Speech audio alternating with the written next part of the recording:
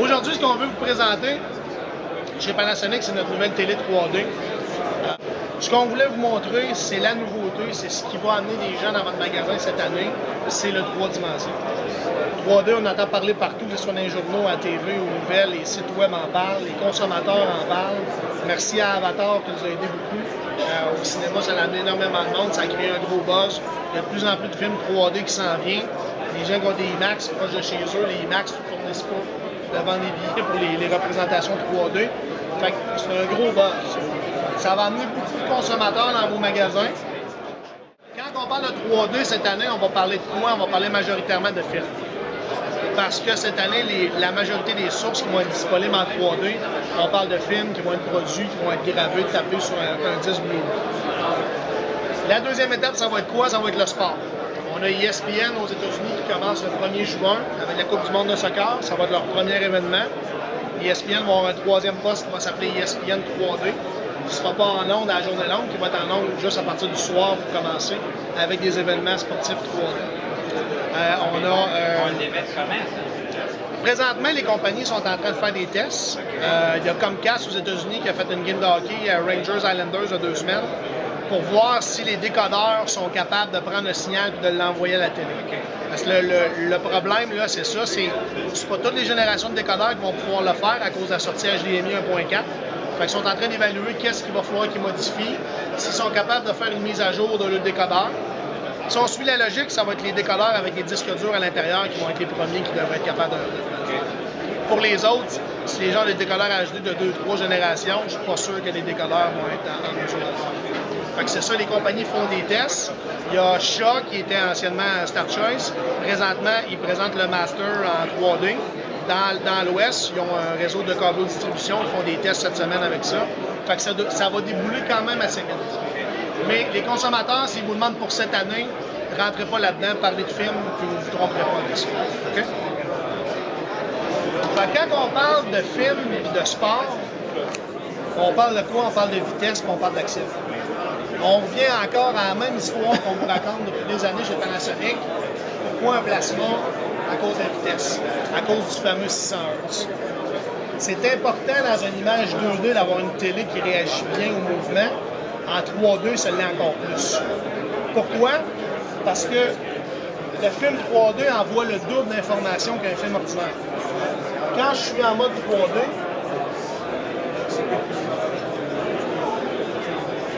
j'ai 2 images de 60 frames secondes qui arrivent à mon écran en même temps. Si ma TV a de la difficulté à l'afficher ou elle ne l'affiche pas assez vite, ce qui va m'arriver, c'est que ça va être le même principe que quand j'écoute une image 2D, une TV qui est pas assez rapide, c'est que je vais avoir un effet de lag, je vais avoir l'impression que l'image ne suit pas, la même affaire.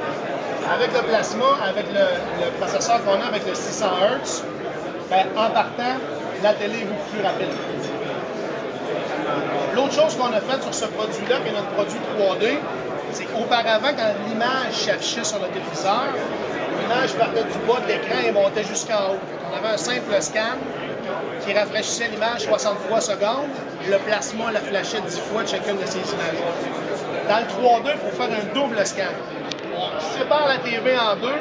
Simultanément, on a le double d'informations qui arrivent à l'écran en même temps. Avoir voulu, on aurait pu dire que c'est une TV 1200 Hz parce qu'il y a 2 images de 600 qui est affichée en même temps, mais on ne rentre pas dans cette guerre de chiffres-là, juste pour vous dire que la TV affiche beaucoup plus rapide que la fonction. Fait que la vitesse, c'est le premier point.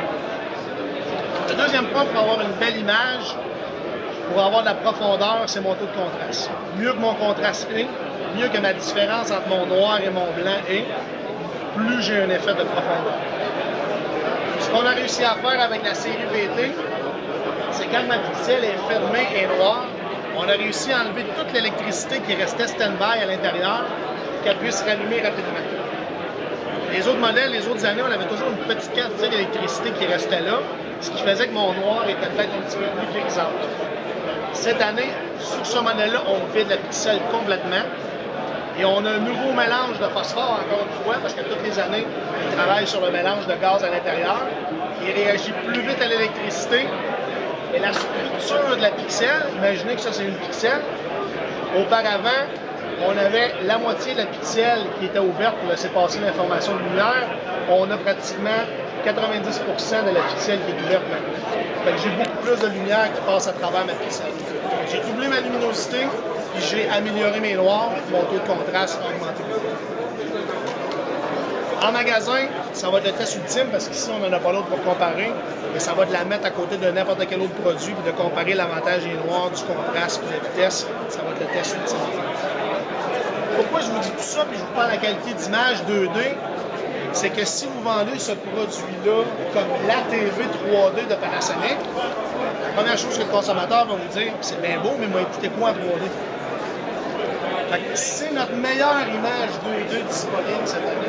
Mais en plus, le consommateur a l'option du 3D. Fait qu'il achète le top de la ligne. C'est pas exclusif à nous autres. Si vous prenez la compétition, c'est tous les modèles haut de gamme qui sont 3D. En partant, c'est leur meilleure image disponible et ils ont rajouté l'effet 3D. Comment ça fonctionne maintenant? Si je veux écouter du 3D, j'ai besoin de 4 morceaux différents. J'ai besoin premièrement de mon film, un film enregistré en 3D. J'ai besoin de mon lecteur Blu-ray qui est certifié 3D, qui va être capable de décoder cette double image-là et de l'envoyer à ma télévision. J'ai besoin du téléviseur compatible qui va être capable d'afficher ces deux images-là en même temps. Et à partir de là, j'ai un signal infrarouge qui est envoyé à mes lunettes. Mes lunettes qui sont des lunettes qu'on appelle actives. Donc, si on parle d'actifs, on a besoin d'électricité. À l'intérieur de mes lunettes, j'ai une pile, une petite pile ronde qui est une CR2032. L'autonomie de la batterie, c'est de 80 à 100 heures d'utilisation. Si on parle en termes de films, on parle à peu près une trentaine de films de 3 heures et plus. Donc, on a quand même une bonne autonomie. Puis la pile CR2032, c'est une pile qui coûte 3-4 $ à remplacer, mais c'est pas dispendieux pour le consommateur. C'est tu parlais le même, mettons que c'était un jeune qui a pas une. Oui. Après 5 minutes que la télé n'a pas reçu d'information, que les lunettes n'ont pas reçu d'information de la télé, ils se mettent à off automatiquement. Okay? Donc, les lunettes, eux autres, le job, c'est quoi? C'est que chacun de mes yeux reçoit une image de 60 images secondes, 60 images à gauche, 60 images à droite, 1920 par 1080 sur mes deux yeux. Et ce que les lunettes vont faire, c'est qu'ils vont ouvrir et fermer 60 fois par seconde de chacun des côtés simultanément. Ce qui va créer mon effet de profondeur. Au niveau du 3D, quand on parle de la technologie 3D, si vous prenez mon lecteur Blu-ray, vous le prenez avec une télévision de la compétition, ça fonctionne et vice-versa. Le lecteur Blu-ray est rétro-compatible. Les lunettes, par contre, chez Panasonic ne le sont pas. Chez nous, on utilise des lunettes qu'on appelle polarisation circulaire. Ce que la compétition utilise, c'est de la polarisation verticale. La différence, c'est dans la façon que les lunettes vont ouvrir et fermer. La première différence, c'est que nos lunettes vont ouvrir, fermer les deux yeux, ouvrir un œil, refermer. On a toujours une image noire entre chacune de mes ouvertures des fermetures. Ce que ça m'empêche de faire, ça m'empêche d'avoir un mélange de deux images en même temps qui vont me donner un effet décalé. En anglais, on appelle ça le crosstalk effect. On l'élimine avec la polarisation circulaire. Ce que ça me permet de faire aussi, c'est que je ne suis pas obligé de rester assis droit sans bouger ma tête. Parce que quand je bouge mes lunettes avec la polarisation circulaire, je peux être couché, je peux être de côté, je peux être à l'envers, je peux être à un angle de 180 degrés, je peux être à 20 pieds de distance, les lunettes fonctionnent.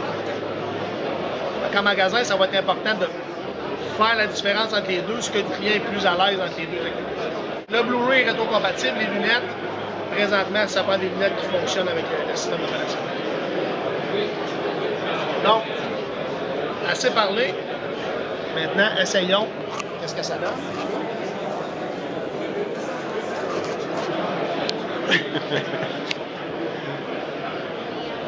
Ça fonctionne.